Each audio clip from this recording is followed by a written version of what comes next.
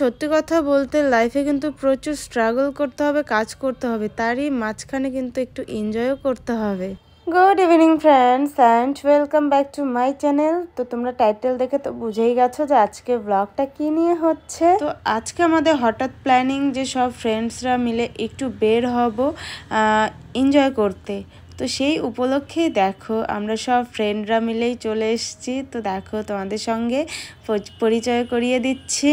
তো যদিও আমি এখানে ভয়েসটা দিতে পারতাম কিন্তু দেওয়া হলো না, কেন জানো তো, এখানে না গান বাজছে, যার জন্য কিন্তু আমি ভয়েসটা এখানে দিতে পারলাম না।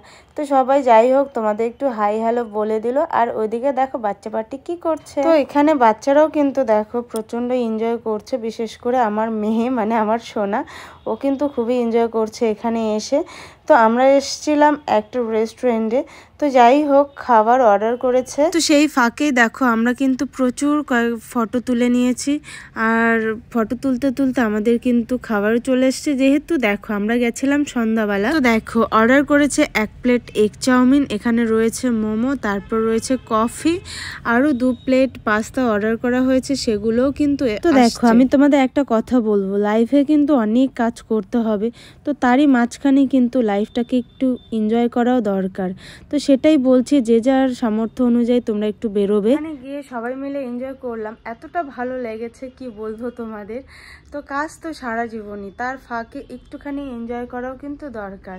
তো এসেই দেখো এখন আমাকে কি করতে হবে, যেহেতু আমরা গেছিলাম 4:30টার দিকে, এখন বাচ্চা কিন্তু মোটামুটি 8টা। তো রাতে রান্নাটাও করতে হবে, কিন্তু মাইন্ডটা একটু ফ্রেশ হয়ে গেল, ঠিক আছে, একটু ফ্রেশ হয়ে গেল। তো এখন একটু রেস্ট নিয়ে সোনাকে একটু পড়তে বসাবো, তারপর যাব রান্নাঘরে। তো আজকের ব্লগটা এই ছিল, তোমাদের কেমন লাগলো অবশ্যই কিন্তু কমেন্টে জানাবে। ছোট্ট একটা ব্লগ তোমাদের শেয়ার করছি, সেটা কিন্তু অবশ্যই কমেন্টে জানাবে। তো তোমরা কী ধরনের ব্লগ দেখতে চাও সেটা কিন্তু অবশ্যই আমাকে কমেন্ট করে জানাবে। আর ভীষণ সুন্দরভাবে দিনটা কাটালাম, তোমরাও একটু চেষ্টা করো এভাবে টাইম নিয়ে একটু কাটানোর। তো ব্লগটা এই ছিল, অবশ্যই জানাবে কেমন লাগলো। তো সবাইকে টাটা, ভালো।